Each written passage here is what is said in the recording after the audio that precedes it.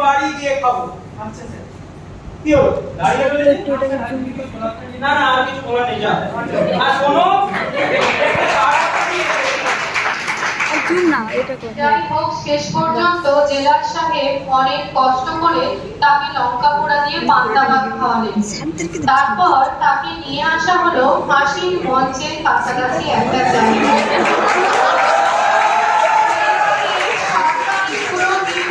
শ্রী পঞ্চানন বাচস্পতি মহাশয় তাকে গীতা পাঠ করে শোনাচ্ছেন।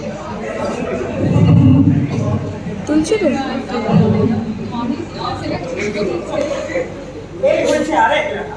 ঠিক 4:55 বেটাকে ঝোলাতে হবে, আর তখন থেকে কি বাচস্পতি মশাই রং রং চং করছেন কি জানি। আমি বলছিলাম কি একটু তাড়া মারবি না? কাজ করে আসছি সারা। আরে আমার এদিকটা হলে হচ্ছে নি ঠিক, ওই জন্য তোকে ধরতে বললাম। বলে হুড়ুট করে উড়ে যাবে। বলি ও মশাই বাচস্পতি, আপনার হলো? কমল বলছি, সব রেডি আছে তো? হ্যাংম্যান এসেছে তো? হ্যাঁ, সবই তো ঠিক আছে, কিন্তু বাচস্পতি মশাই তো দেরি করছেন কেন কি জানি। বলি ও মশাই বাচস্পতি, হলো আপনার? আপনি অত্যন্ত দেখছেন একটা লোক পরপরে চলে যাচ্ছে, তাকে ঠাকুরের নাম শোনাচ্ছি। আরে মশাই থাম তো, ঠাকুরের নাম শোনাচ্ছি? আপনি ওর কানে কানে বিড়বিড় করে ঠাকুরের নাম শোনাচ্ছে, তা আমার নামে দুটো খিস্তি করছেন, আমি শুনতে গেছি। বেশি কথা না বলে তাড়াতাড়ি করো, একদম সময় নেই। এইবার সবাই মিলে তাকে ফাঁসির মঞ্চের কাছে নিয়ে যায়।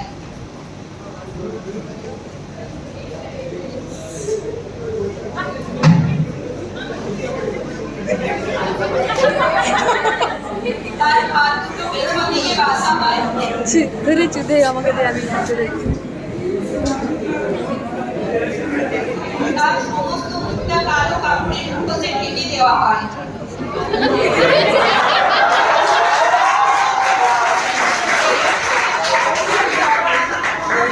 শুনিয়ে দেন এবং যে অন্যায়ের ফলে তার মৃত্যুদণ্ড হচ্ছে সেই রায়ের পূর্ণ বিবরণটি পাঠ করেন। তারপর ফাঁসির দড়িটি তার গলায় পরিয়ে দেওয়া হয়। জেলার সাহেব 10 থেকে নিচের দিকে গুনতে শুরু করেন।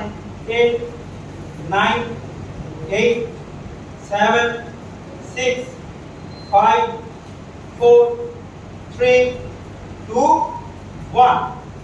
এইখানেই কমণ্ডলের জীবনের শেষ এবং আমাদের নাটকের শুরু।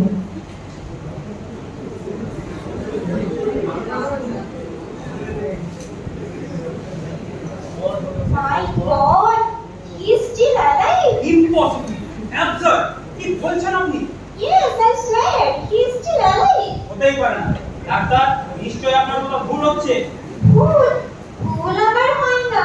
ডাক্তার হিসেবে মানুষ বাঁচবে কিনা তা হয়তো ঠিক সময় বলতে পারে না, কিন্তু মানুষ মরে গেছে কিনা ঠিক বলতে পারে।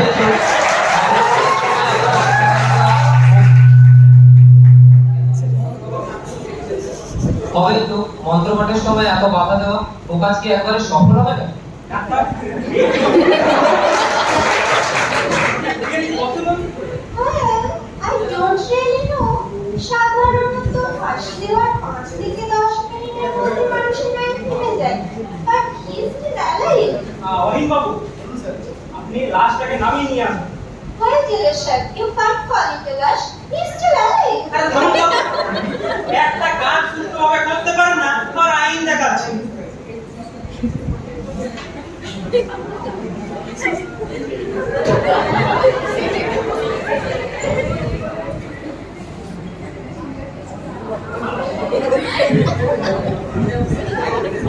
একটা কাজ করলে হয় না, তোমাদের জলটা দিয়ে ওর জ্ঞানটা ফিরিয়ে নিয়ে এসে আবার সবকিছু প্রথম থেকে করলে? প্রথম থেকে মানে ওই পান্তা ভাত থেকে? সরি, আমার বাড়িতে আর পান্তা ভাত নেই। না স্যার, প্রথম থেকে করার কোনো দরকার নেই। কোনো রকম জ্ঞানটা ফিরিয়ে পয়েন্টটা ঝুলিয়ে দিলেই চলবে। ইয়ার কি হচ্ছে? আমি কি এখানে গাছ কাটতে এসেছি নাকি? আপনারা জলটা দিয়ে জ্ঞানটা ফিরিয়ে নিয়ে আসুন, আমি আবার ছোট থেকে মন্ত্র পড়েছি। দোহাই আপনার মন্ত্রে, আপনাকে মন্ত্র পড়ে কাজ নেই। আপনার ওই কম্বাই অঙ্গ শুনে ও বেটার প্রাণটা হয়তো বেরুতে চাইছে না। দেখুন তো অন্যরকম একটা জ্ঞানটা ফিরিয়ে নিয়ে যায় কিনা।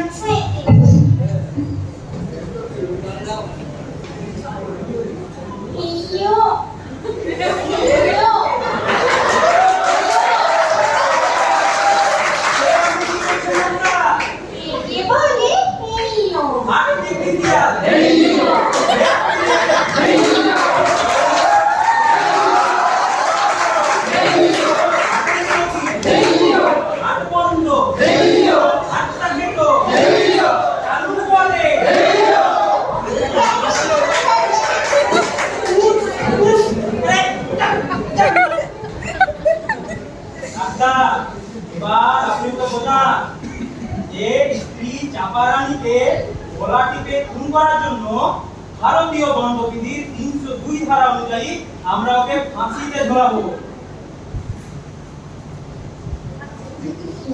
কমণ্ডল, ও কমণ্ডল, আমার কথা শুনতে পাচ্ছ? আমাকে কিছু বলছেন?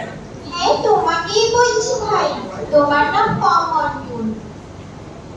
ওই আমার মনে পড়ছে না তো। পড়বে ভাই, আমার সঙ্গে কথাবার্তা বললেই সব মনে পড়ে যাবে। আমি এখানে কেন? তোমার যে ফাঁসি হবে ভাই। ফাঁসি কি? তোমাকে গলায় দড়ি দিয়েছিল। আপনার ফুট কাটাটা একদিন বন্ধ করবে? ফাঁসি মানে হচ্ছে হ্যান্ডেল ডেথ, মানে আমৃত্যু ঝোলানো। তোমাকে না আমরা ঝোলাবো। আমাকে ঝোলাবে। তুমি মরে যাবে। মরা কি? বেঁচে না থাকা। তাহলে আপনি বলুন, আমি চলে যাই। আর একটা কথা বলে না, খুব খারাপ হয়ে যাবে বলে দিচ্ছি কিন্তু। ডাক্তার, চালিয়ে যান, চালিয়ে যান।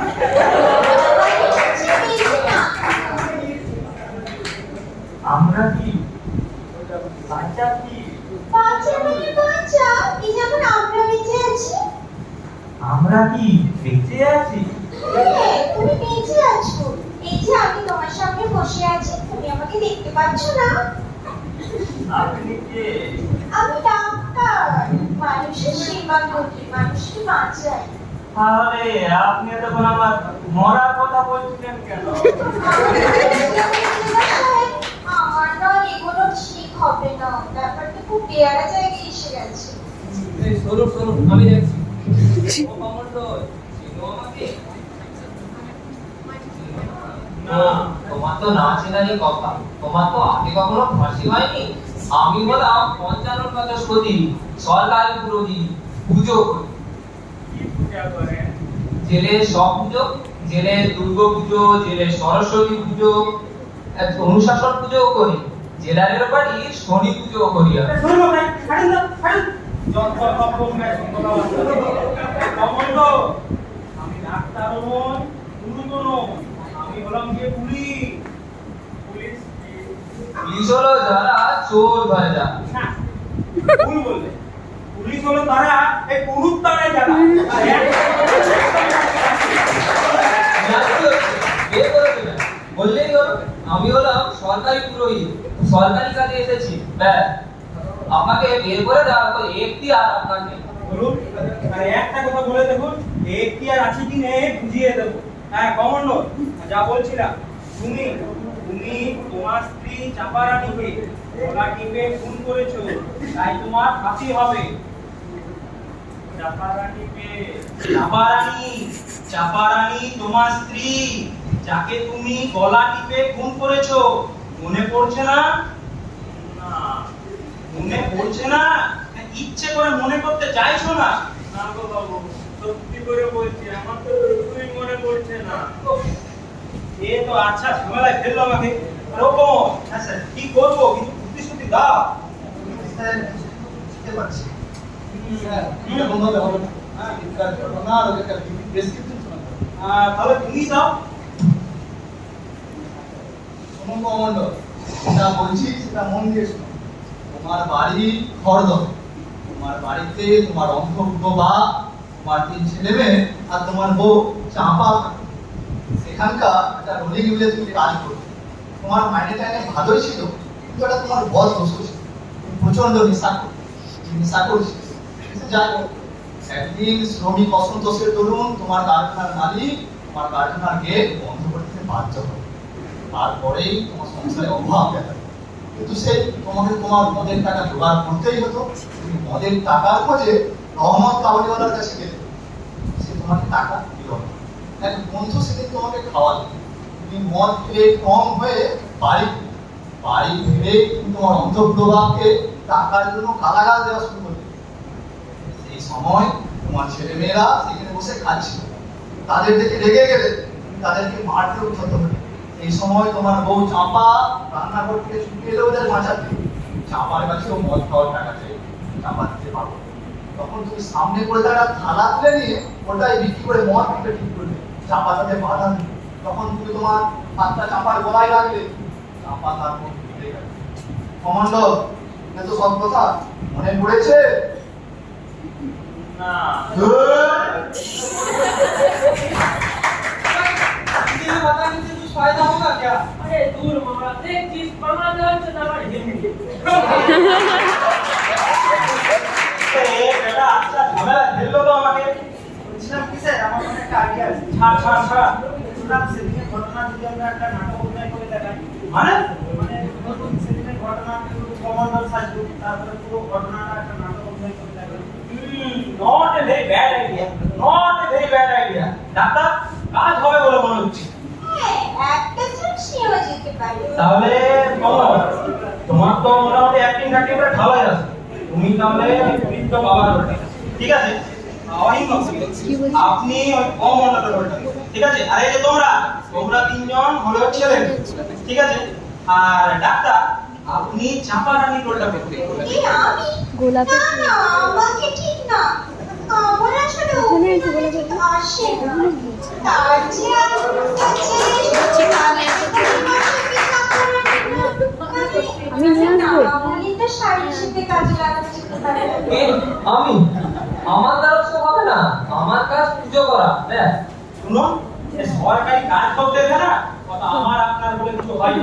আমি করব না। ব্যাস। আপনাকে করতে হবে ব্যাস, নাহলে আপনার নামে রিপোর্ট করব ব্যাস। ব্যাস ব্যাস ব্যাস। তোমাদের আবার কি হলো? ये एला साहेब बोले कि ওই লোকটা ফিল্মে আছে, তা আমি রামসিংকে বললাম যে তোরা ফিল্মে দুটো কাজ কর, তা ওরা দুটোই রাজি হচ্ছে না। আমি জানালে কাম নেই। আচ্ছা ঠিক আছে, দাঁড়াও বড় করো। অহিম বাবু, ওই অমরনাথে ছেলে মেয়েদের ওই ভয়েস স্টেজ জায়গা করুন তো। আগে স্যার ওর বড় মেয়েটা 8 বছর, ছোট মেয়েটা 6 বছর, আর ছোট পুচকে বাচ্চাটা ওটা 4 বছর। তাহলে সিনিয়রিটি অনুযায়ী নকুল তুমি হলে বড় মেয়ে, ঠিক আছে? বেস্ট তুমি ছোট মেয়ে, আর রামদি তুম ছেলেটা, ঠিক আছে? তারপর সরি ডাক্তার আপনি ওই কাবুলিওয়ালা রোলটা, ঠিক আছে? আর বাচস্পতি মশাই আপনি চাপা রানীর রোলটা, ঠিক আছে? শুরু করুন। মাঝখানে বাদ দিয়ে দিল রোল। না, ঠিক আছে, মাঝখানে বাদ দিয়ে দিল। এই পাঁচজনকে চাপারানি রোল করতে বলেছিল, না এই বলে ধরুন আমি ইউনিয়নের লিডার, বক্তৃতা দিচ্ছি। হ্যাঁ বন্ধুগণ, আজ 1 মাস হয়ে গেল এই কারখানার গেট বন্ধ রয়েছে। মালিকরা বলছে মালিকরা কি করছে? হ্যাঁ মালিকরা জানবো তাই বলছে। কিন্তু আমরা এই কারখানা বলবো তাদের এই কারখানা থাক আর না থাক, আমাদের সোজা হয়ে দাঁড়াতে হবে। রবীন্দ্রনাথ ঠাকুর বলেছিলেন, তাল গাছ এক পায়ে দাঁড়িয়ে সব গাছ ছাড়িয়ে উঁকি মারে আকাশে। আমাদের সেই তাল গাছ হতে হবে, আমাদের এক পায়ে দাঁড়িয়ে উঁকি মারতে হবে মালিকের ভয়ে। বন্ধুগণ আপনারা সবাই এক যখন ইনকলাব জিন্দাবাদ। ইনকলাব জিন্দাবাদ। ইনকলাব তালিয়া।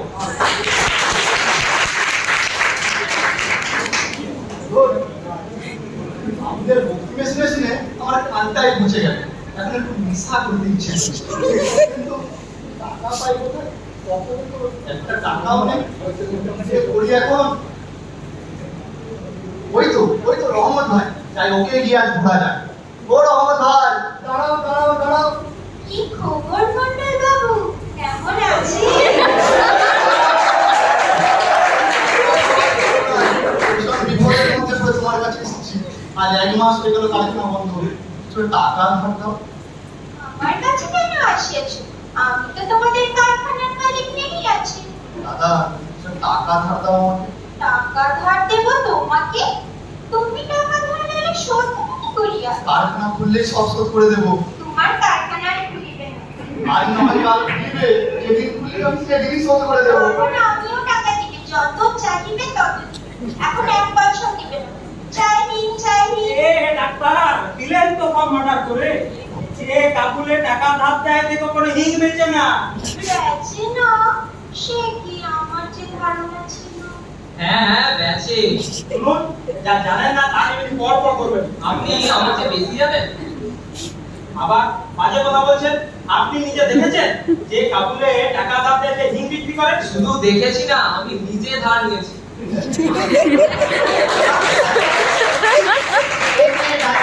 কোনো মজা হয় না। বাবু আর অহিন বাবু বলছিলাম ব্যাপারটাকে না একটু রিয়েলিস্টিক করার চেষ্টা করুন। মানে এই অফিস থেকে কথা বলতে কম হলো বাতিল করে মানায় না। পারলে দু চারটে দিতে দিই। পারবো না স্যার। কেন পারবেন না কেন? দিব্যি দেওয়া আছে। কিসের দিব্যি? তাহলে চাকরিতে যখন প্রথম জয়েন করেছিলাম মুখটা প্রচন্ড খারাপ ছিল। যখন তখন মুখ থেকে কাঁচা কিস্তি বেরিয়ে আসছে। এমনকি বিয়ের পর যখন প্রথম শ্বশুর বাড়ি গেলাম, শ্বশুরের সাথে গল্প করতে দু চারটে কাঁচা কিস্তি মুখ থেকে বেরিয়ে আসছে। ওর মাথায় কান থেকে দেখি যেতে হলো। এরপর থেকে যদি খারাপ কথা উচ্চারণ করি তাতে মরা মুখ দেখতে হবে। পারবেন না তো এই পুলিশে চাকরি ছেড়ে পাটটা লাগিয়ে খুলে বলুন। ঠিক শুরু করুন। হ্যাঁ স্যার। হ্যাঁ আপনি বলছিলাম কি ওটা আপনি করুন। আমি মেয়ে কিছু মরিয়ালিস্টিক কিস্তি মারা দরকার, আপনি তো ওটা ভালো না, খারাপ কথা বলতে আমি খাবো না ব্যাস। পর পর করবেন না বলে দিন। ঠিক আছে, যখন বলছেন তখন কমনার রোলটা আমি করছি। মানে রাখুন তো। চল শুরু করুন। যা বলো শুরু করুন। হ্যাঁ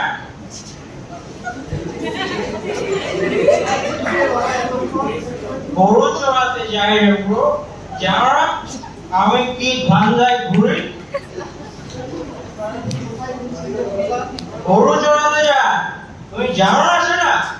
শোনো, তোমার কাছে যা টাকা আছে সেটা আমায় দাও।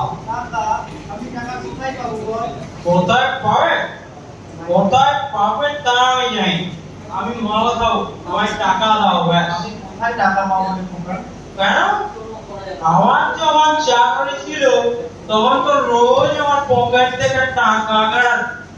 সে টাকা গেল কোথায় শুনি? হ্যাঁ আমি অত জানি না। আমি মাল খাবো, আমার টাকা দাও ব্যাস।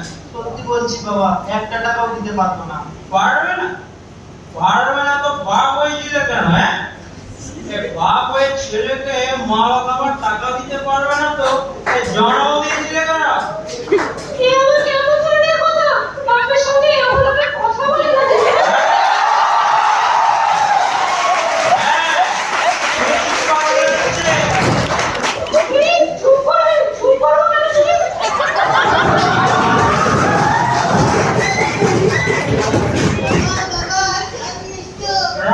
চাল আমি পাইনি, আটাও আমি পাইনি। ইডিয়েট, অপদার্থ, গাধা। ঘটে যদি তোমার কিছু বুদ্ধি থাকে, ওর দুটো মেয়ে বাঙালি আর ছেলেটা কিনা হিন্দুস্তানি। একটা বাবা नहीं बोलेगा, खाली जब मरेगा तब बांधेगा। जाओ।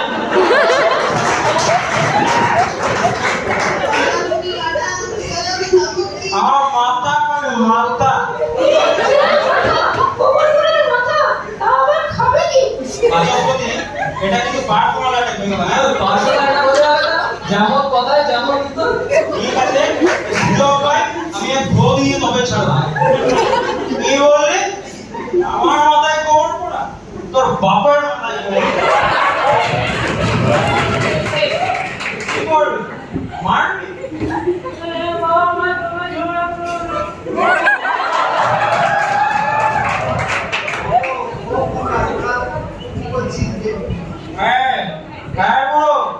তোর সব কথায় কাজ কি হয়? তুই চুপ করে বলে দা। তুই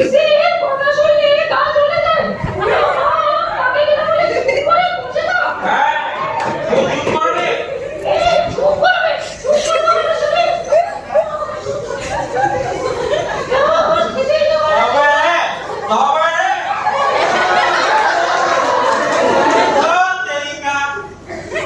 বাঙালি ছেলে গাদা সময় হাইরাম হাইরাম করতে হয়।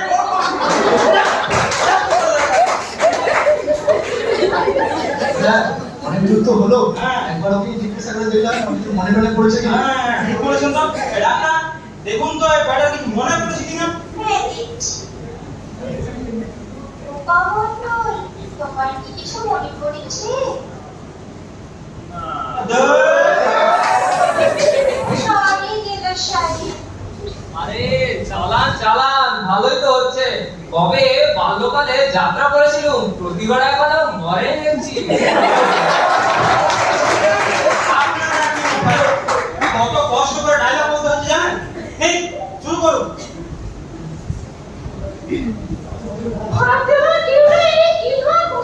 জান, যেখানে ভালো মন্দ খেতে পাবে সেখানে যাবোই তো, যেদিকে দুটো যাবে সেদিকেই চলে যাবে। চলে গেলে কি পারে? কে তোকে আটকে রেখেছে? হ্যাঁ, তোর বাপের ক্ষমতা আছে তো নিয়ে যাক না তোকে। কেন আমার বাপ থেকে আনা গেল? তখন তো আমার বাপের পায়ে পড়ে বড় সেজেছিলে আমার বিয়ে করার জন্য। তোর বাপের পায়ে পড়তে আমার হয়ে গেছে। তোর বাপই আমার পায়ে ধরেছিল বিয়ে করার জন্য। তোমার বাপের নামে মিথ্যে কথা বললে ওকে পোকা পড়বে তোরা। এরপর নামে থাকা যায়। তবে আপনি পুরো ব্যাপারটাই গন্ডগোল করে দিতেন। প্রথমে আপনি ওর উপর আপনার ঝাঁপানোর কথা না। আচ্ছা, আপনি প্রথমে একটা টাকা চাইবেন, তখনও দিতে পারবেন, তখন আপনি ওর উপর ঝাঁপিয়ে পড়বেন। ওরে বাবা, এখনো এত কাণ্ড বাকি? কবে জেলা সাহেব এত জোরে গলার টিপে ধরবে না, বড্ড ব্যথা লাগে। ও বলতে পারবো না। অ্যাক্টিং করা করে কখন কি মনে করে বলতে পারি নাকি? হ্যাঁ, এই যে বাচ্চারা, আমি ইশারা করলে তোমরা কানতে শুরু করবে। এলি বাচস্পতি মশাই শুরু করুন। আচ্ছা কেউ নেই কি না বসে।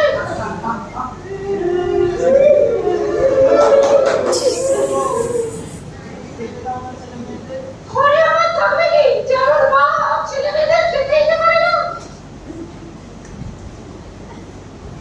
এই, একদম বাজে কথা বলো না বলে দিচ্ছি। আর তুই সত্যি গেটে ফলাসনি। দে টাকা দে, আমি মাল খাবো। এক পয়সাও নেই আমার কাছে। পয়সা নেই? হ্যাঁ হ্যাঁ, তাহলে থালাটা দে। থালা বেচে আমি মাল খাবো।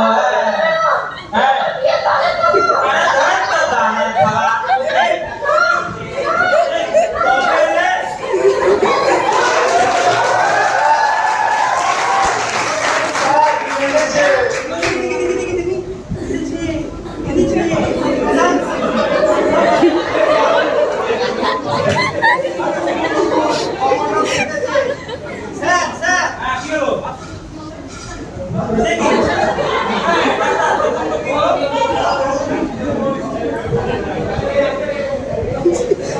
God, he's dead. কি বলছেন আপনি? বাচস্পতি? আরে ও বাচস্পতি মশাই, আরে উঠুন না, কি আর কি করছে? উঠছেন না? আপনার বিশ্বাস করুন, আমি আস্তে করে গলার দিকে ধরেছিলাম। ও মরেনি, ও মরেনি। ডাক্তার, ডাক্তার, আপনি একবার আপনার এই হিউম্যান থেরাপি প্রয়োগ করে দেখুন না, এটাকে বাঁচানো যায় কিন্তু। কোনো লাভ নেই, he's already dead. না না, ও মরেনি। আপনারা বিশ্বাস করুন, ও মরেনি। বাচস্পতি, ও বাচস্পতি মশাই, আর ভাই আমার, আর বাবা আমার, আর আপনার ভাই, আর আপনার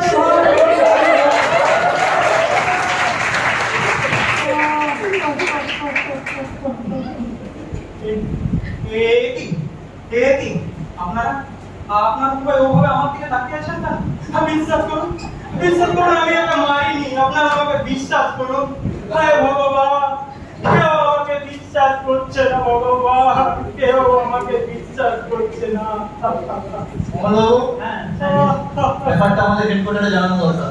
doctor, what is your opinion? Well, you can call it a case of murder. না না, এটা এটা মার্ডার নয়, এটা একটা অ্যাক্সিডেন্ট। তা কি করে হবে স্যার? হ্যাঁ, এটা এটা অ্যাক্সিডেন্ট নয়। আমি তো আস্তে করে ওর গলাটা টিপে ধরেছিলাম। ও যে বেটা আমাকে ফাঁসানোর জন্য এভাবে মরে যাবে তা। আমাদের তো স্যার গভর্নমেন্টের বেলাতেও ব্যাপারটা অ্যাক্সিডেন্ট হতে পারে। দুটো কেসের মোটিভ সম্পূর্ণ আলাদা। বাবু, ভবমন্ডল তার স্ত্রী চাপা রানীকে খুন করেছিল। আর বাচস্পতি মশাই মারা গেছে। তার মানে আপনি বলতে চাইছেন বাচস্পতি মশাই সুইসাইড করেছেন? হ্যাঁ? হায় ভগবান, আমি যে কি বলতে চাই তা আমি নিজেই জানি না। ডাক্তার, ডাক্তার, আপনি আমাকে বাঁচান ডাক্তার, আপনি আমাকে বাঁচান। মানে আমি আপনাকে কেমন করে বাঁচাবো? আপনার তো কোনো অসুখ বিসুখ করে। কেউ নেই, আজ আমাকে বাঁচানোর কেউ নেই, কেউ। কমান্ডো, তুমি তো দেখেছো আমি তোমার সব ধ্যানে পড়ানোর জন্য ওর গলাটা আস্তে করে টিপে ধরেছিলাম। আমি ওকে মারিনি কমান্ডো, আমি ওকে মারিনি। ওকে সাক্ষী মেনে কি করবেন স্যার? একটু পরে তো সব মনে পড়ে যাবে, তারপরে কি আমরা ফাঁসি কাটে চলাবো। তাই তো হে ভগবান, আমার যেন কিছু না মনে পড়ে ভগবান, মনে পড়ে। তুমি কমান্ডো না, চাপারানি তোমার কেউ না, তুমি কাউকে ফোন করোনি কমান্ডো, তুমি কাউকে ফোন করোনি। আরে বাবা, সে তো আমার চাকরি বাঁচানোর জন্য, আর এখন যে আমার প্রাণটা বাঁচানো দরকার। সরি স্যার, আর কোনো উপায় আমরা দেখতে পাচ্ছি না। অমরবাবু, আপনি হেডকোয়ার্টারে একটা ফোন দিয়ে আসুন। না, ও কমন, আমি তোমায় কত ভালোবাসি কমল, তুমি এক্ষুনি ফোন করো না কমল, এক্ষুনি তুমি ফোন করো না। আরে আমি কি বিপদে পড়লাম রে বাবা। অনুকূল, তুই মেন সাহেবকে দিয়ে বলো আর ভুল করে না রাখতে, আমার আর ভুল হলো না, আমার আর ভুল হলো না। ওই কত লেগেলো?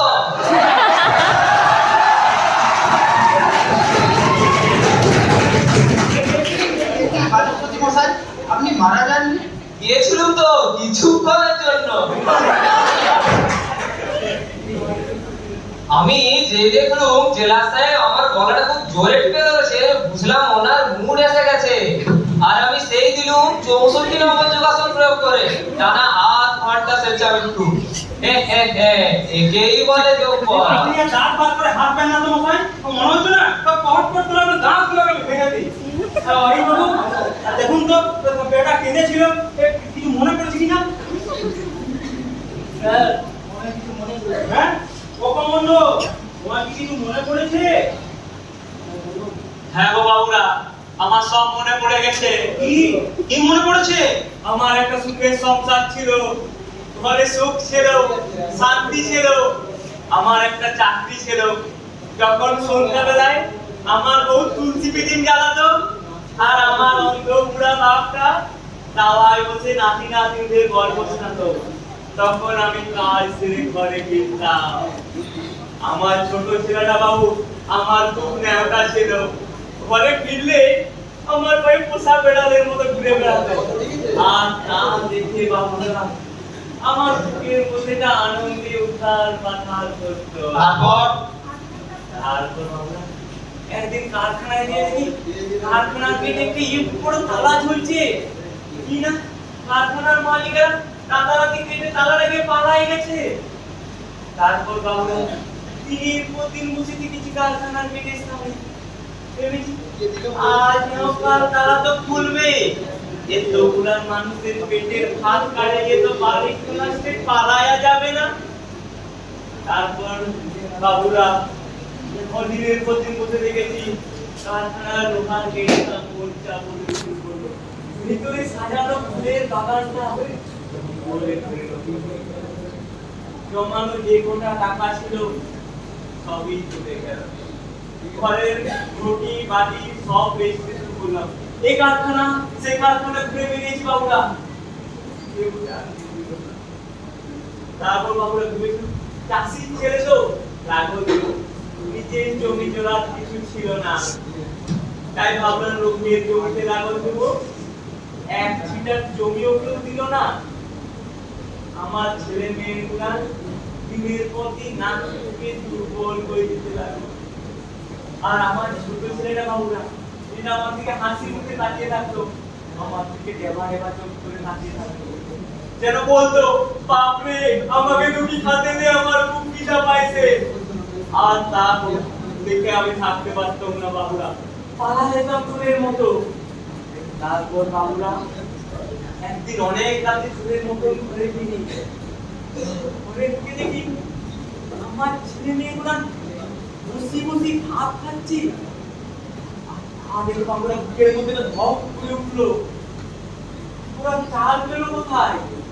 চাপা ছুটে এসে আমার কাছে বললো, ছেলে মেয়েরা রান্না সহ্য করতে না পেরে চাল চুরি করে এনেছে। আর তা শুনে বাবুরা আমার মাথার মধ্যে আগুন ধরে গেল। আমার ছেলে মেয়েগুলা কিনা চুরি করে তাদের ভাত খাবে, তা আমি কি করে হতে দিই? আমি ছুটে গেলাম ওদের ভাতের থালাগুলো ফেলে দিতে। চাপা ছুটে এসে আমার পায়ে পড়লো, বললো ওগুলো ফেলে দিও না, ওরা অনেকদিন কিছু খায়নি, ওগুলো ফেলো না। কিন্তু বাবুরা তখন আমায় জানায় বেঁচেছে। আমি চাপাকে সরাতে গেলাম, আমার হাত দিয়ে পড়লো ওর গলায়, ও পড়ে গেল। ও তো অনেকদিন কিছু খায়নি বাবুরা, দুর্বল হয়ে গেছে। চাপা পড়ে আর উঠলো না। আমার চাপা বেচারা বাবুরা, বাবুরা তোমরা আমায় নিয়ে চলো ফাঁসিকাঠের কাছে, আমাকে ফাঁসি দেন।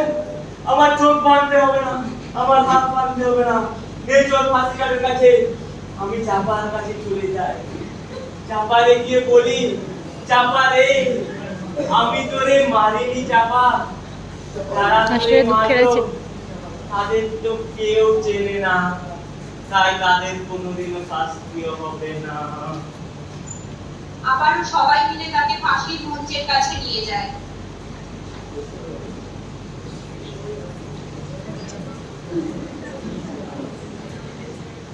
তার হাত দুটো পেছন দিকে বাঁধা হয়।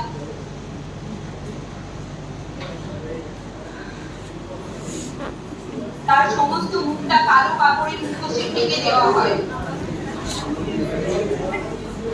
তারপর ফাঁসির দড়িটি তার গলায় পরিয়ে দেওয়া হয়। জেলার সাহেব 10 থেকে নিচের দিকে গুনতে শুরু করেন। 10, 9, 8, 7, 6, 5, 4, 3, 2, 1.